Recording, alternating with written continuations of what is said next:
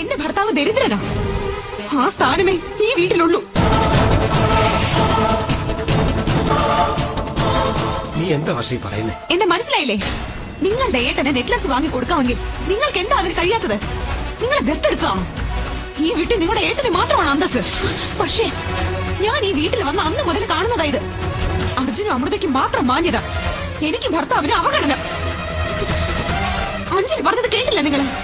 രാപ്പകലില്ലാതെ കമ്പനിയിൽ ജോലി ചെയ്തുണ്ടാക്കിയ കാശിനാ ആ സാരി വാങ്ങി കൊടുത്തത്. അതിവിടുത്തെ വേലക്കാരിക്ക് കൊടുത്താൽ മതിയെന്ന് ഇതിലും വലിയ ആക്ഷേപം ആർക്കെങ്കിലും ഉണ്ടായിട്ടുണ്ടോ? എന്റെ ഭർത്താവ് എന്താ ഈ വീട്ടിലെ വേലക്കാരനാണോ? ഞാൻ ഈ വീട്ടിലെ മരുമകളല്ലേ? എന്ത് മാന്യത എനിക്കിവിടെ ഉള്ളത്? വർഷ എന്താ ഇത്? ഞാൻ എന്തിനാ മിണ്ടാതിരിക്കുന്നേ? ഞാൻ പറഞ്ഞതിൽ എന്താ തെറ്റുള്ളത്? ഇളയം അവരുടെ മകന് ചെയിൻ വാങ്ങി കൊടുത്തു, അതിന് നിങ്ങൾക്ക് എന്താ? നിങ്ങൾ ഇവരുടെ മുമ്പിൽ ഒന്നുമല്ല. ഇത് മാത്രമല്ല, എന്നോടും അമൃതയോടും നിങ്ങൾ കാണിക്കുന്നത് പാർഷ്വാലിറ്റിയാ, പിന്നെ സ്വാർത്ഥത. എന്റെ മരുമകൾ എന്റെ മരുമകൾ, ഞാനും ഇവിടുത്തെ മരുമകൾ തന്നെയാ. നിങ്ങൾക്ക് നിങ്ങളുടെ മരുമകൾ മക്കൾ മാത്രം മതി. ഞാൻ എന്തെങ്കിലും പറഞ്ഞ ഞാൻ രണ്ടാമത്തെ മരുമകൾ.